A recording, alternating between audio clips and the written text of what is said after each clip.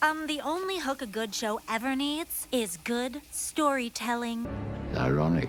Hey, do you want another of your cherished childhood shows to be rebooted as an adult cartoon, bursting at the seams with snarky, edgy, political commentary? If I were a rich white dude, I'd kill everybody just to get away with it. No! God, please, no! No! Great, because HBO's Velma is now available on streaming services, or, better yet, the Caribbean. Do what you want 'cause a pirate is free. You are a pirate. And it's bad. Just how bad, do you ask? Well, with a 7% and dropping audience score, it's so bad that people are actually explaining that it was made as a psyop to ruse the culture war YouTubers to make tons of videos about it and boost its SEO rank. I must apologize for Velma. He is an idiot. We have purposely trained him wrong, as a joke. Well, that works for me, so let's get her done. We begin in Crystal Cove High, girls' locker room, and are treated to our first hilarious gag. This school sucks. It's funny because they're fugging. This is definitely an adult show, and not your dad's Scooby-Doo. Have you ever noticed how pilot episodes of TV shows always have more gratuitous sex and nudity than the rest of the series? So it's okay to do what we're criticizing because we told you about it. Well, I, for one, think it's lame. Don't you just love meta humor in the first episode of Your Adult, Not for Kids, They Should Be in Bed by the time you're watching HBO's Velma cartoon? No! Oh my god. It's Daphne. I'd recognize that iconic red hair, fair-skinned Asian woman anywhere. Well, as an Asian woman... Why? No time to think about that race swap because Mindy Kaling's voiced Velma has arrived with attitude. A bitch. Velma? Now, if this was a show, it'd be super hot if you two kissed. This will happen, by the way. This show was actually pitched as a love quadrangle. Krista, if this was a show, you'd be killed off for being horny. This will also happen. Aren't they clever telling you what's coming up? She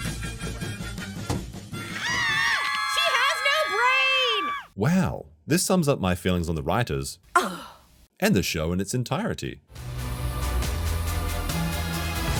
Haha, look at that guy pee-pee. Also, I assume that this guy's having a good old wank. No time to find out now because it's time for the twist. Vecna has escaped from a better show and is here to haunt Velma. Every time she tries to solve a mystery, she's at risk of a heart ouchie.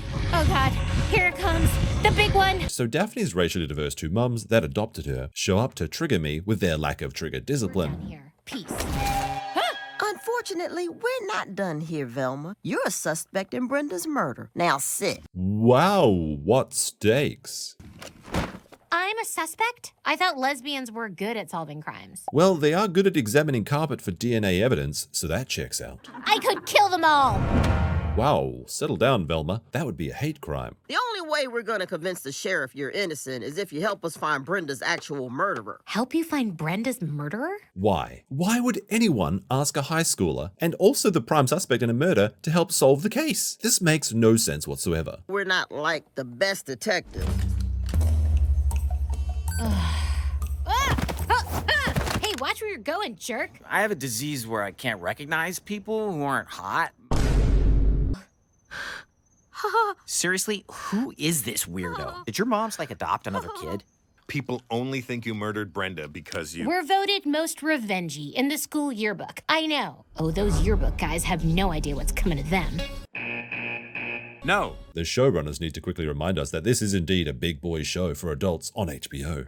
Oh god! I know, but it's about priorities. Before we jump over to the malt shop for some truth bombs. Normally in pop culture, when a slutty girl is murdered, we're all a little like, well, maybe she deserved it.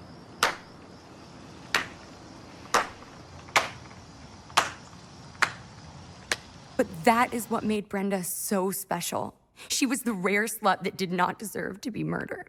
Ugh, bump this noise. Velma tries to leave the restaurant, but is surrounded by what the writers think of people who respect original source material when making adaptations. Nope. So Fred's been hiding behind the dumpster because he's a white man baby. I am real! A real man, father! I can't stop crying like a total puss. You know, come to think of it, I wonder if they were careful to tell us that Daphne was race swapped away from being white at the start of the episode because they planned to treat her like an actual person. Velma tells us that her mum went out for cigarettes and more idea juice. My idea juice!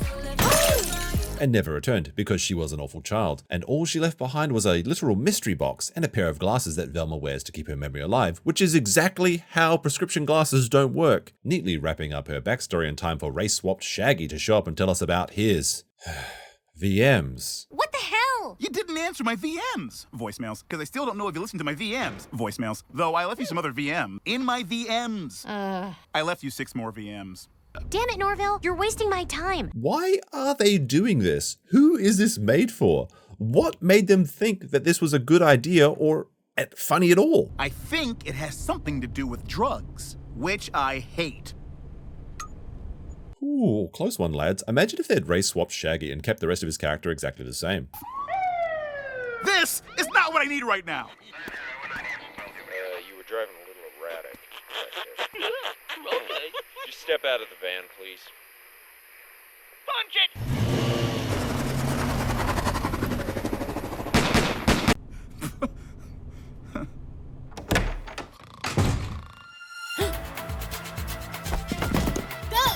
Wow, just look at that black pussy. Okay, but if this isn't Norville's camera, who killed Brenda? Is someone trying to solve a mystery? No, I was just asking a question. It's like one of my Japanese animes. There you go. Velma tries to move on from being abandoned by her mum by throwing away the unopened mystery box that's going to be important later on in the show, and there's a cute little detail here. Since the showrunners are just writing self-insert characters into these shows, we all know that they like to eat out of trash. Velma decides that she wants to be just like one of the other sluts at school, but getting her tits out didn't work. Fortunately, Fred is there to save her and mortally wound another disposable white character. Enough! But then that gives Velma an idea. White people bad? So obviously, Fred is the villain. Mindy Kaling attempts to fool us by trying to convince us that she could actually climb over a wall as she infiltrates Fred's house only to have a heart attack. She almost dies but is able to cure her PTSD by laughing at the idea that she would go on a date with her beta orbiter friend-zoned Shaggy. You're the main character in all my dreams. Okay, stop, I'm peeing. Tee-hee, don't hit on me, you silly boys. Anyway, it turns out that Fred isn't only a man-baby, but also a delicious twink. Brenda also photographed this. But he can't let anyone know, and he attempts to buy her off. Unfortunately, Daphne's 2 mums show up to shoot first and ask questions later.